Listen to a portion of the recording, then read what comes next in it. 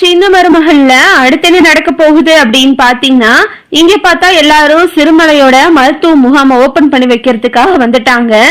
ஈஸ்வரியும் கூடவே வந்துருச்சு. எல்லாரும் வந்துட்டு ஒரு பெரிய அவுட் ஹவுஸ்ல தங்கி இருக்காங்க. ராஜாங்க மருத்துவ முகாமை திறந்து வச்சுட்டு இங்க அவுட் ஹவுஸ்ல தங்கி இருக்காங்க.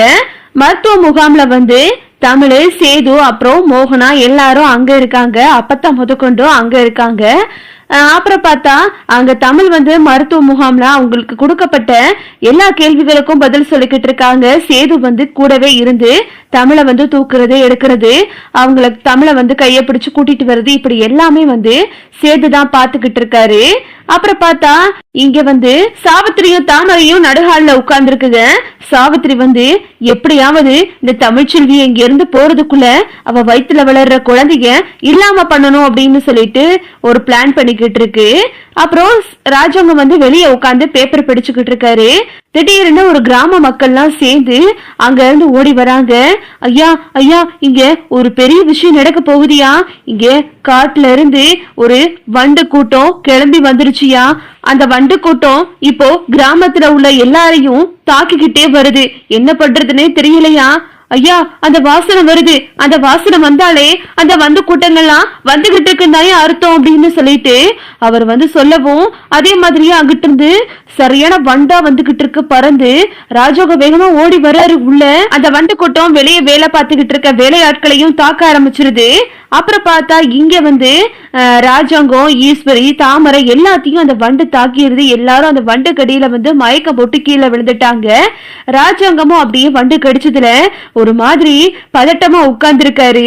இங்க பார்த்தா தமிழ் மெடிக்கல் கேம்ப்ல உட்கார்ந்து இருக்காங்க. அதே மாதிரியே வண்டு வந்துருது. சேது பக்கத்துல இருக்காரு. இந்த விஷயத்தை தெரிஞ்சு சேது அங்க உள்ள தீப்பந்தத்தை எடுத்து அந்த வண்டெல்லாம் விரட்டி தமிழ கைத்தாங்களா புடிச்சு தூக்கிட்டு வர்றாரு. மோகனா அப்பதான் எல்லாருமே சேது கூடவே வந்துடுறாங்க. வண்டுகிட்ட இருந்து சேது, தமிழ, அப்புறம் அப்பத்தா, மோகனா எல்லாரும் தப்பிச்சு வீட்டுக்கு வராங்க. வீட்டுக்கு பார்த்தா ராஜாங்கம், இங்க ஈஸ்வரி, அப்புறம் சாவித்திரி, தாமரை எல்லாரும் வண்டு கடி தாக்கப்பட்டு கிடக்கிறத பார்த்துட்டு, அப்பா என்ன பாச்சு உங்களுக்கு அப்படின்னு சொல்லிட்டு சேது கேக்குறாரு. ஐயா, இந்த மாதிரி வண்டு கூட்டம் எல்லாரையும் தாக்கிருச்சியா, அதனாலதான் இப்போ எல்லாரும் மயங்கி கிடக்காங்க அப்படின்னு சொல்லும் போது மோகனா அழுகுறாங்க. என்னங்க ஆச்சு, என்ன ஆச்சுங்க அப்படின்னு சொல்லிட்டு மோகனா ஒரு பக்கம் அழுதுகிட்டு இருக்காங்க. அப்புறம் பார்த்தா அங்க உள்ள மக்கள்லாம் ஐயா இப்படிதான் இந்த ஊர்ல நிறைய பேர் இந்த வண்டுனால தாக்கப்பட்டு ரொம்ப ஆபத்தான நிலையில இருக்காங்கய்யா. இதுக்கு நாங்க என்ன பண்றதுன்னே தெரியல. எங்க கிராம மக்கள்லாம் ஒவ்வொரு நாளும் பயந்து பயந்துதாயா நாங்க வாழ்ந்துகிட்டு இருக்கோம் அப்படின்னு சொல்லிட்டு அவர் அழுகுறாரு. சரி, இதுக்கு என்னதான் தீர்வு அப்படின்னு சொல்லிட்டு தமிழும் கேக்குறாங்க. அம்மா, இந்த மாதிரி அந்த காட்டுக்குள்ள அந்த வண்டு கூட்டம் இருக்கு, அதுக்கான மருந்தை கண்டுபிடிச்சு அந்த வண்டு கூட்டத்துல காட்டுக்குள்ள இருக்க அந்த வண்டு கூட்டத்தை அழிச்சிட்டோம் அப்படின்னா அந்த வண்டு கூட்டம் திரும்பவும் கிராமத்துக்குள்ள வராதுமா அப்படின்னு சொல்லிட்டு தமிழ்கிட்ட அவரு சொல்லிக்கிட்டு இருக்காரு. சரின்னு சொல்லிட்டு தமிழ் என்ன பண்றாங்க அப்படின்னா எல்லாத்துக்குமே ஒரு பாதுகாப்பு கவசம் கொடுக்கறாங்க.